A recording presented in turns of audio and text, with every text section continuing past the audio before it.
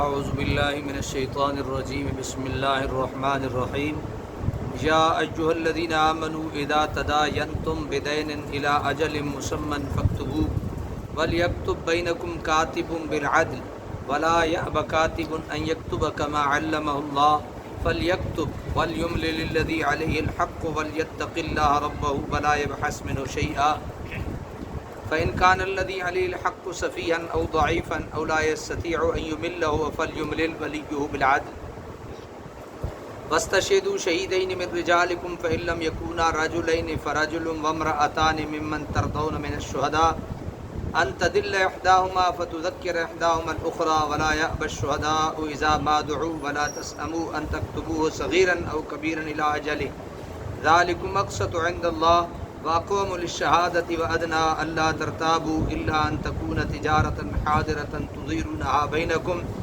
فليس عليكم جناح ألا تكتبوها وأشهدوا إذا تبايعتم ولا يضار كاتب ولا شهيد وإن تفعلوا فإنه فسوق بكم واتقوا الله ويعلمكم الله والله بكل شيء عليم صدق الله العظيم. اللہ تبارک و تعالیٰ نے ایمان والوں کو ایک اور خطاب فرمایا. اللہ نے ایمان والوں کو ایک اور خطاب فرمایا. کیا ارشاد فرمایا؟ فرمایا یا ایھا الذین آمنوا، اے ایمان والو، اے ایمان والو، اذا تداینتم بدین الی اجل مسمى فاکتبوہ، جب تم ایک دوسرے کو قرض دو مقرر مدت تک، فاکتبوہ تو لکھ لیا کرو اسے. یعنی جب ہم کسی کو قرض دیں تو اللہ کا یہ حکم ہے اور سنت طریقہ بھی یہی ہے کہ لکھ لینا چاہیے. کیا کر لینا چاہیے؟ لکھ لینا چاہیے. وَلْيَكْتُبْ بَيْنَكُمْ كَاتِبٌ بِالْعَدْلِ، اور اگلا چاہیے کہ لکھنے والا تمہارے درمیان لکھے عدل و انصاف سے. لکھنے والا کیسے لکھے؟ عدل و انصاف سے. یعنی جو معاہدہ ہوا ہے وہ معاہدہ من و عن لکھ دیا جائے. کتنے دیے، کب واپس کرنے ہیں، یہ سارے معاملات کیا کر دیے جائیں؟ لکھ دیے جائیں. اور لکھنے والا کون ہو؟ عدل اور انصاف کرنے والا ہو. وَلَا يَأْبَ كَاتِبٌ، اور نہ انکار کرے لکھنے والا، أَن يَكْتُبَ كَمَا عَلَّمَهُ اللَّهُ، لکھنے سے جیسے سکھایا ہے اس کو اللہ نے، فَلْيَكْتُبْ، بس وہ بھی لکھ دے. یعنی جس طرح اللہ کا حکم ہے نا، وہ ساری باتیں اس کو لکھ لینی چاہیے. وَلْيُمْلِلِ الَّذِي عَلَيْهِ الْحَقُّ وَلْيَتَّقِ اللَّهُ، اور لکھوائے وہ شخص جس کے ذمہ حق قرضہ ہے. یعنی جس کے ذمہ قرضہ ہے نا وہ لکھوائے. جس نے قرضہ دینا ہے وہ لکھوائے، لینے والا نہیں، دینے والا لکھوائے. وَلْيَتَّقِ اللَّهَ رَبَّهُ، اور ڈرے اللہ سے جو اس کا پروردگار ہے. وَلَا يَبْخَسْ مِنْهُ شَيْئًا، اور نہ کمی کرے اس سے ذرا بھر، اور نہ کمی کرے اسے کیا؟ ذرا بھر بھی کمی نہ کرے.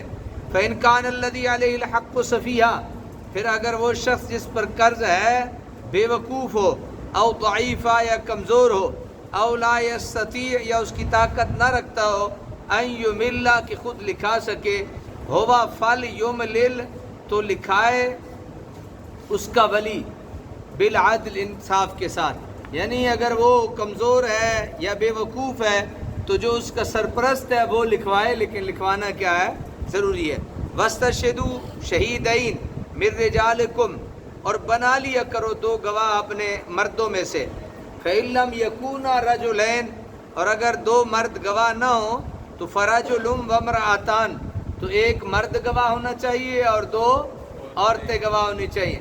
یعنی دو عورتیں جو ہیں وہ ایک مرد کے برابر گواہی ہو سکتی ہے ان کی. ممن ترضون من الشہداء، ان لوگوں میں سے جس کو پسند کرتے ہو تم اپنے لیے گواہ.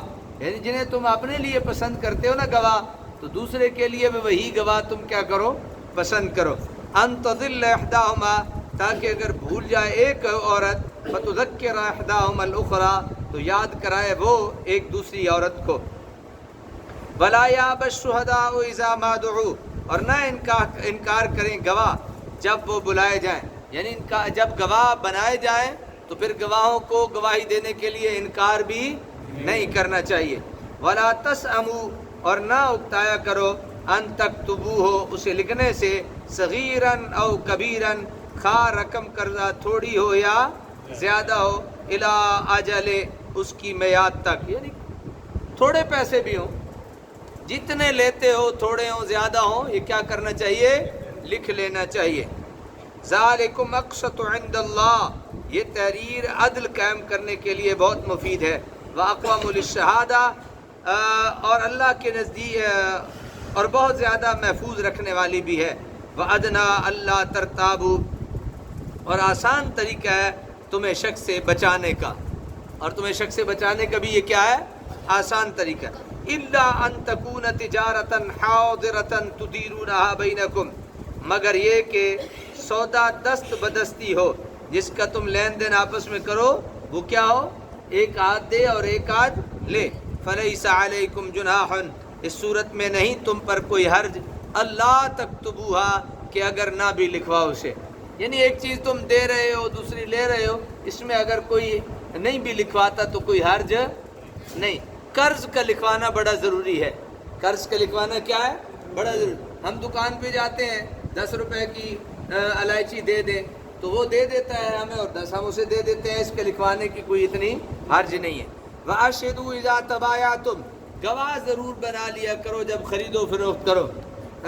اب دیکھیں نا، یہ موبائل ہیں تو ان میں اب انہوں نے یہ اختیار کر لیا ہے، بلکہ یہ قانون بنا دیا ہے کہ جو بھی موبائل دکاندار خریدے گا وہ خریدنے والے بیچنے والے سے آئی ڈی کارڈ لے گا، بیچنے والے سے آئی ڈی کارڈ لے گا، اور کئی مجرم اسی سے پکڑے گئے۔ یہاں بھی یہی بتایا گیا کہ وَأَشْهِدُوا إِذَا تَبَايَعْتُمْ، گواہ ضرور بنا لیا کرو جب خرید و فروخت کرو۔ وَلَا يُضَارَ كَاتِبٌ وَلَا شَهِيدٌ، اور ضرر نہ پہنچایا جائے لکھنے والے کو اور نہ گواہ بنانے والے گواہ کو، یعنی ایسا نہیں کہ جو ڈاٹا ہو تو وہ اس کو دبا کے رکھ دے۔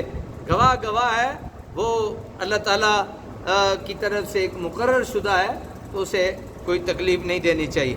وَإِن تَفْعَلُوا فَإِنَّهُ فُسُوقٌ بِكُمْ، اگر تم ایسا کرو گے تو یہ نافرمانی ہوگی تمہاری، یعنی اگر تم اس گواہ کو یا لکھنے والے کو زد و کوب کرتے ہو، تکلیف دیتے ہو، تو یہ تمہاری اللہ کے حکم کی نافرمانی ہوگی۔ وَاتَّقُوا اللَّهَ، ڈرا کرو اللہ تعالیٰ سے، وَيُعَلِّمُكُمُ اللَّهُ، اور سکھاتا ہے تمہیں اللہ تعالیٰ آداب معاشرت، وَاللَّهُ بِكُلِّ شَيْءٍ عَلِيمٌ، اور اللہ تعالیٰ ہر چیز کو خوب جاننے والا ہے۔ مزے کی بات بتاؤں، آج ہم نے جو آیت سنی ہے، یہ قرآن مجید کی سب سے بڑی آیت ہے۔ قرآن کریم کی یہ سب سے لمبی آیت ہے، اور اس میں معاملات کے بہت سے احکام شرح و بس سے بیان فرما دیے گئے ہیں۔ پہلا حکم تو یہ ہے کہ جب ادھار کا لین دین کرو تو ضرور لکھ لیا کرو، کیونکہ بسا اوقات انسان پہلے لکھنے سے شرماتا ہے، لیکن بعد میں طرح طرح کی غلط فہمیاں اور بحثیں پیدا ہو جاتی ہیں، اور نوبت لڑائی جھگڑے اور مقدمات تک آ جاتی ہے، اور آپس کے تعلقات ہمیشہ کے لیے کشیدہ ہو جاتے ہیں۔ لیکن اگر معاملہ کی ساری تفصیلات، یعنی مقدار، قسم، ادائیگی کا مقررہ وقت لکھ لیا جائے تو پھر ان مفاسد سے نجات مل جاتی ہے۔ فقہی اصطلاح میں اگرچہ اسے واجب نہ کہا جائے، لیکن اس کی اہمیت اور افادیت سے کسی کو انکار نہیں۔ حضور صلی اللہ علیہ وسلم سے مروی ہے، جو شخص تحریر نہیں کرتا اور اس کا حق ضائع ہو جائے اسے کوئی اجر نہیں ملے گا۔ یعنی کوئی بندہ تحریر نہیں کرتا، یہ جو معاملات میں نے آپ کو بتائے، اور اس کا اگر حق ضائع ہو جاتا ہے تو اس کو اجر نہیں ملے گا، کیونکہ اس نے لکھایا نہیں۔ اور اگر کسی نے اپنا حق غضب کرنے والے کے لیے بد دعا کی تو وہ بھی قبول نہیں ہوگی، لکھا نہ ہو تو۔ مزہ آیا؟ اور کٹو جتنی بد دعا میں دینی اندے ہو۔ اگر لکھا نہیں تو اگر کوئی بندہ اس کو بد دعا بھی دیتا ہے تو فرمایا کہ اس کی بد دعا بھی قبول نہیں ہوگی، کیونکہ اس نے بولنے دی اجازت نہیں، کیونکہ اس نے اللہ تعالیٰ کے اس واضح ارشاد کی تعمیل نہیں کی۔ یعنی جو شخص تحریر کا فرض انجام دے اسے ایسی تحریر لکھنی چاہیے، یعنی جو لکھ سکتا ہے اسے لکھنی چاہیے، جو لکھ سکتا ہے اسے لکھنی چاہیے۔ یہ تھرڈ پرسن ہونا چاہیے، نہ دینے والا ہو نہ لینے والا ہو، تھرڈ پرسن ہو، اور وہ عادل اور شاہد ہو۔ اسے ایسی تحریر لکھنی چاہیے جو ہر طرح کے ابہام اور مغالطہ سے مبرہ ہو، پاک ہو، ذو معنی الفاظ کے استعمال سے اجتناب کرے، اور ان تمام شرائط کا پورا لحاظ رکھے جو شریعت نے اس عقد کے صحت کے لیے مقرر کی ہیں۔ اس لیے فقہاء نے فرمایا ہے کہ وثیقہ نویس ایسا شخص ہونا چاہیے جسے ان شرائط و قواعد کا پورا علم ہو، تاکہ فریقین کے مقصد کی صحیح ترجمانی کر سکے۔ میں اکثر و بیشتر یہ جو ہمارے اسٹام لکھنے والے دوست ہوتے ہیں نا، میں ان سے جب ملاقات ہو تو میں انہیں عرض کرتا رہتا ہوں کہ براہ کرم باقی معاملات تو چلو ٹھیک ہے جو بھی ہیں، یہ لکھنا جو ہے نا، یہ اس کو بھی کسی خاص اینگل اور ترتیب سے لکھنا آپ کو آنا چاہیے۔ صرف آپ کی لکھائی خوبصورت نہیں ہونی چاہیے۔ مثال کے طور پہ اکثر ایسا ہوتا ہے جو ہم علماء جو ہیں خصوصاً اس کا سامنا کرتے ہیں طلاق کے معاملے میں۔ تو طلاق کے معاملے میں کیا ہوتا ہے کہ وہ کہتا ہے جی میں نے طلاق دی۔ اب اس نے جو وثیقہ لکھنے والا اسٹام فروش ہوتا ہے، اس نے ایک ہی لفظ پڑھا ہوتا ہے، بقائے میں ہوش و حواس میں اس کو طلاق دیتا ہوں۔ اچھا وہ ایک دفعہ کہتا ہے بیچارہ، اور وہ لکھنے والا 3 دفعہ لکھ کے اس کا بیڑا غرق کر دیتا۔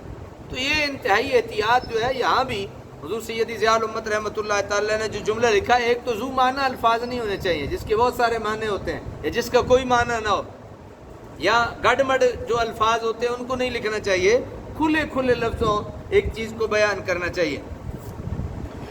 وثیقہ نویس ایسا شخص ہونا چاہیے جسے ان شرائط و قواعد کا پورا علم ہو، یعنی اسٹام لکھنے والا بھی جاہل نہیں ہونا چاہیے اور صرف اردو لکھنی یا انگلش لکھنی نہ جانتا ہو، بلکہ جو ان معاملات میں گہرائیاں اور پیچیدگیاں ہیں اس کا بھی اس کو واقف ہونا چاہیے۔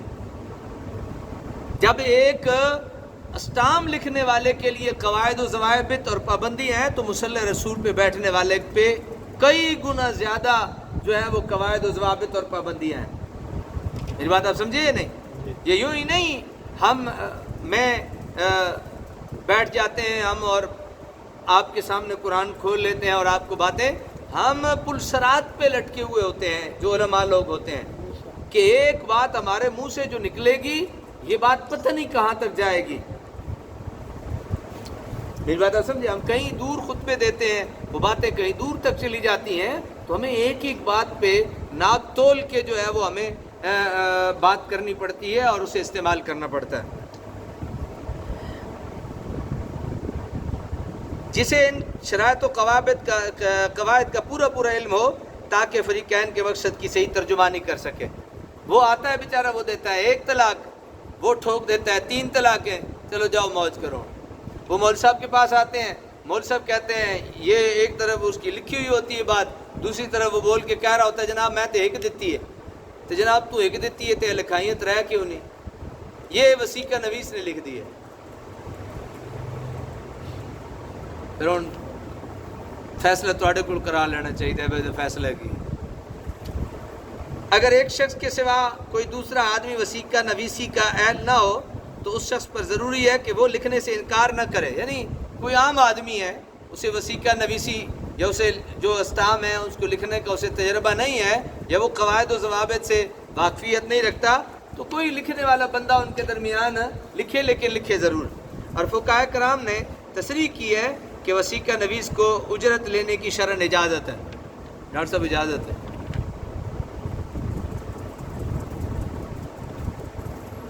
تحریر کے ساتھ گواہ مقرر کرنے کا بھی یہی حکم دیا، تحریر کے ساتھ گواہ مقرر کرنے کا بھی یہی حکم دیا تاکہ معاملہ میں کسی وقت بھی گڑبڑ پیدا نہ ہو۔ شہادت کے تفصیلی احکام جو ہیں وہ کتب فقہ میں ملاحظہ ہو سکتے ہیں۔ آج جو ہم نے سیکھا امید ہے سمجھ آ گئی ہوگی۔